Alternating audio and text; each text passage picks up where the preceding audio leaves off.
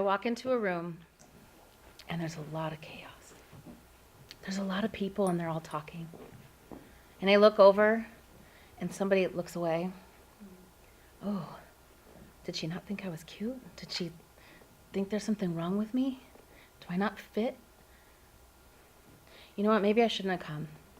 Maybe I'm not good enough. Yeah, that's been my life. I'm not good enough. I'm probably unlovable. Nobody wants to be around me. Oh, look, that person just looked away too. Man, what are these people saying about me? They're probably talking about me over there. How many of you have had that somewhere, sometime in your life? I'm here to tell you that we all do. The sad thing is no one teaches us what to do with that and to create new ways of being in the world. So you don't see that, you don't hear that anymore. Even if you do, it's not about me, right? So I want to talk about how our brains work. Our brains are cataloging systems. They have little boxes for everything. So if something happens in your life, say this microphone, I could say, oh, it's a microphone. It picks up sound. It's not going to hurt me. It's okay. Oh, it's supposed to be here because it's a part of things. That goes in that box. What if somebody's deathly afraid of being heard? What does that mean to them? It's probably a whole different box than it is for me. Our brain wants to be certain, so much so that it creates stories to then fit into a box. So if I don't feel I'm worthy, walking in and seeing somebody go, that's about me. Because guess what? That's that box. It's been there forever, right? Not the, oh, they're excited I'm in the room. Oh, that box doesn't exist in my head, right? Maybe they're talking about how amazing I am. That's probably not one of the first things that crossed our minds, right? Our brain so badly wants to be certain that we create stories so that it fits in some box that you have. So where do all these beliefs come from? Stanford did a study, and it really talks about the beliefs that you know about yourself, about the world, and about where you fit in the world. And they talked about the age differences and the age groups. Between 0 and 4, you have your parents, your siblings, maybe some grandparents, aunts and uncles, right? Immediate family that's probably around you. Their influence, 50% of everything you know about yourself and the world and how you fit is already programmed in. At 4. Between 5 and 8, you go to school, and now you have your peers and you have teachers, and maybe now you're at social media or playing games on the computer. You end up with bullies in school. Guess what? Another 30% is now locked in about everything you know about yourself and where you belong. At 18, 95% of everything you experience in this world is programmed, locked in. Your boxes are set. How many at 18 knew how amazing they were? Even the 18-year-olds. So here's the problem. Nobody talks about the opposite of that. How do we make these boxes and create these boxes that are on the opposite spectrum, that support us, that help us with growth? So here's the thinking cycle. What you believe about yourself determines what you think about. That determines how you behave. That also determines your habits. And again, and again, and again. It's a vicious cycle. So you go around the world, say you lose a job. Oh, I should have been better at my job. I suck at my job. I'm not smart enough. I don't know. I'm just awful. I'm just not worthy. Guess what? I'm not gonna go out for the next job that's probably above my pay grade. And then guess what? I'm probably gonna get another job that sucks and that maybe I don't like, and I'm gonna continue this cycle until something changes. The change has to start with the belief, because that's where it all starts. And in life, we create and we attract these circumstances to prove our brain right. If my boyfriend breaks up with me, it's because I'm unlovable. Maybe it has nothing to do with that. Maybe he didn't like my dress. I don't know. But the problem is we put it in that box, don't we? It must be that I'm not lovable, I'm not wanted, I am not enough, and so hence here we are, again And I'm going to keep repeating that because I'm going to go find another man who's going to tell me that same stuff and over and over and over. So who am I to talk about this? Okay, this is totally going to date me, especially now that we're here at Microsoft. That's a computer on a Polaroid. That's me at 10 years old. And that's when my world totally collapsed. My grandparents came to my house. They told us to go downstairs, and they locked us in our room. And all I heard was my mom screaming. My dad had passed away in a car accident. We didn't know what was going on down there. And everything just kept unfolding in front of me. And what I knew about the world was bad things happen to bad people. So what does that mean about me? So immediately, that's the first thing I programmed in. We must be bad people, right? The world isn't safe because the world took my dad from me. He's supposed to be here. He's supposed to walk me down the aisle. He's supposed to be in that seat right now.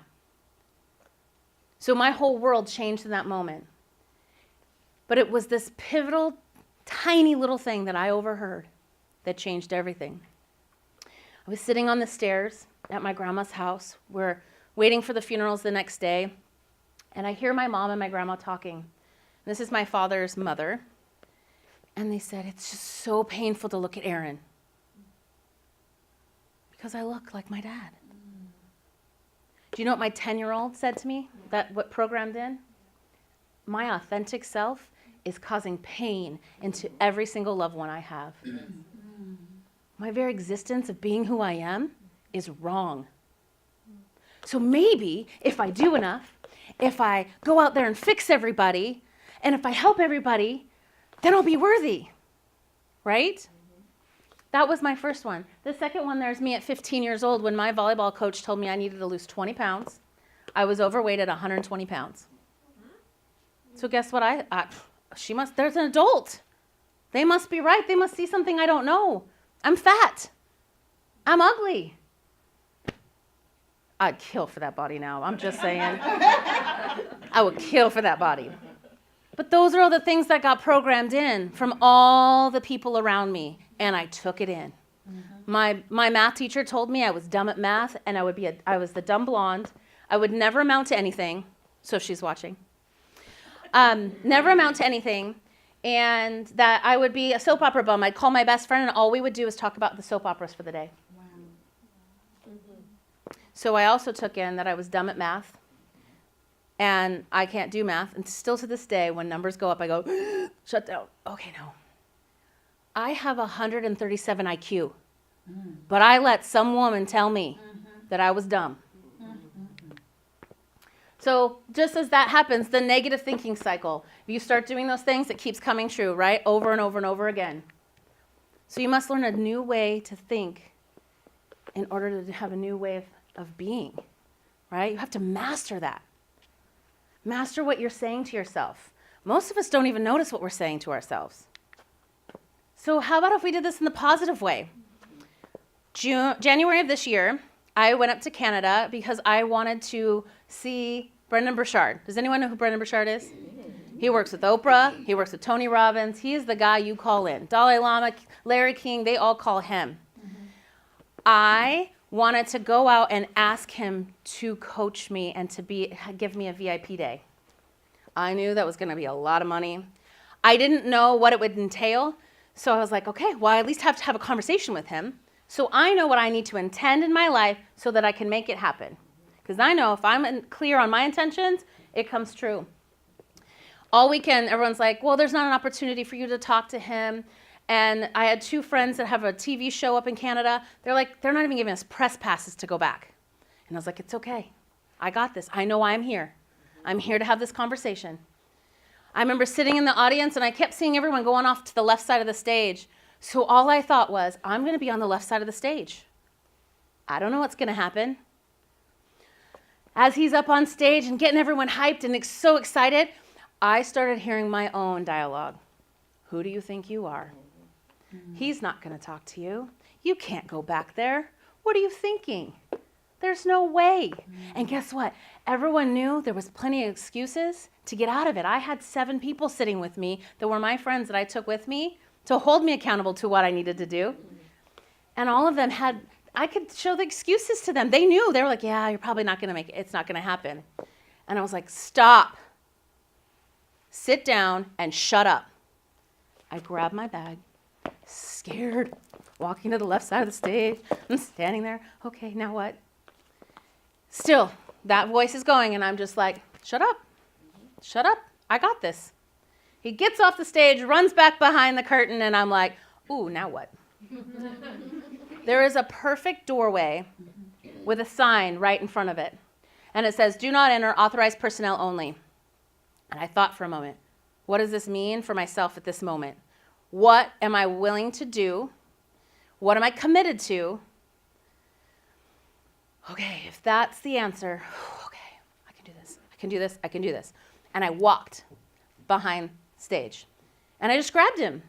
And I asked him. And the first time I asked him, he's like, wait a minute, hold on. You brought 7 people up here and because you know you could get a VIP ticket. It's another part of the story. But you got a VIP ticket so you could come to the luncheon, which I didn't even attend, just so you could ask me a question. I'm dying. What is this question? And I said, I want to know, what would it take to do a VIP day with you? And he went, I don't do those anymore. And he took a step forward, and I said, what would it take for you to do one? Go on, girl. He was blown away that I would still ask again. Yes. You get a no, what do you do with it? You compartmentalize that, or you create a new way of thinking. Mm-hmm. He said, hold on a minute. I need to get my jacket. We need to take a photo. And now I'm going, huh? I didn't come back here for that? And he said, he reached over and he grabbed me. He's like, what? Why is there a confused look on your face? We're going to take a photo together. And I said, well, I know. I told you the only reason I came back was to have this conversation. And he said, did you see all those pictures of me with Oprah, Arlington Huffington, Dalai Lama, Larry King? Those aren't for me either. Those are for them. You are an amazing powerhouse, and it's about time people know. Woo! Come on now. Now, do you think I can ever keep telling myself I'm not good enough? Who do you think you are? You can't do this. These are all a lot of my accomplishments up here that still had me thinking I wasn't enough. So tell that negative roommate in your head to sit down and shut up. Shut up. Yes. All right, so I want to do something quickly. And all I want you to do is I want you to start paying attention to what's happening in your head. What are you thinking about? And for those who've seen this, don't give it away. Start just paying attention. It's a $20 bill, right? It's real.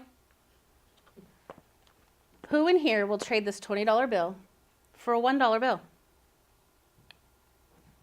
No one? We got one person who wants to trade this one. I will trade you a $20 bill for a $1 bill. What's going on? What? I would just to see what might be on the $1 bill or if there was anything. I mean, What's the catch? What's the catch?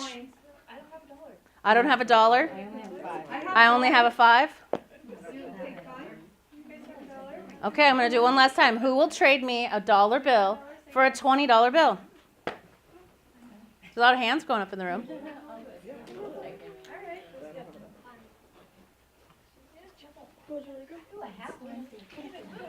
Going. Sit down.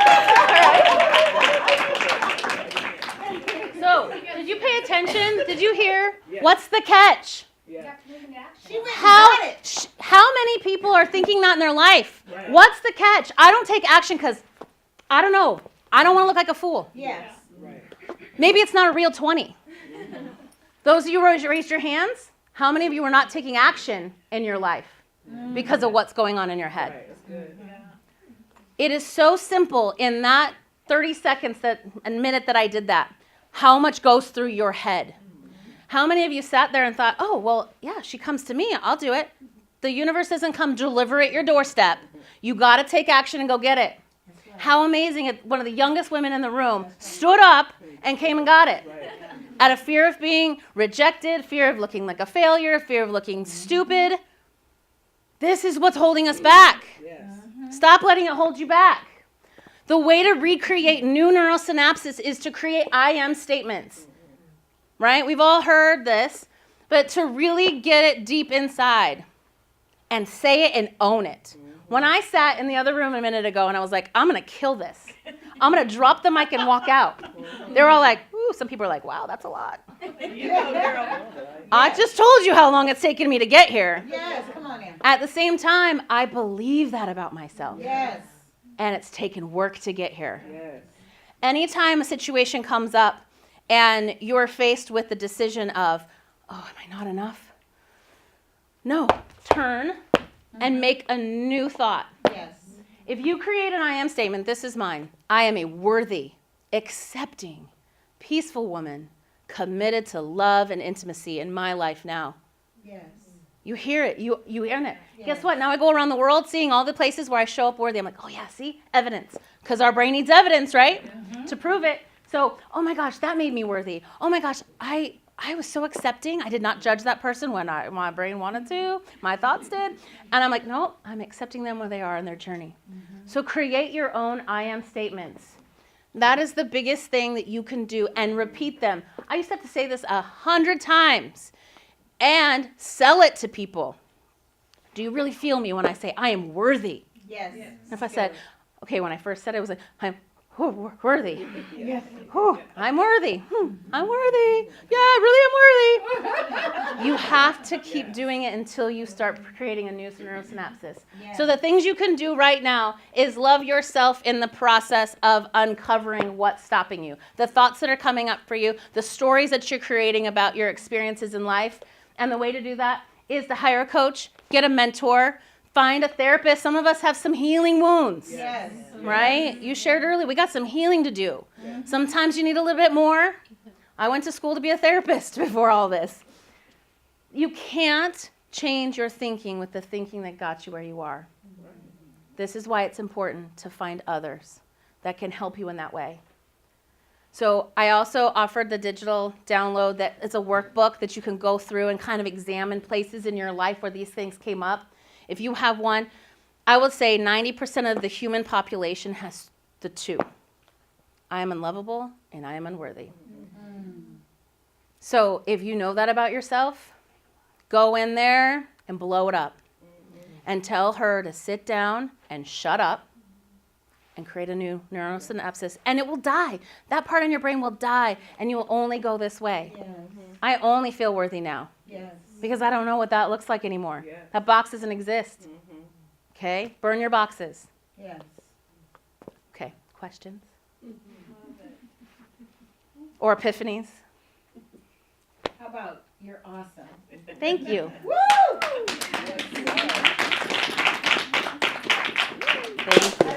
Yes? An epiphany. Well, Yeah. with when you asked the $1 and the 20 thing, right?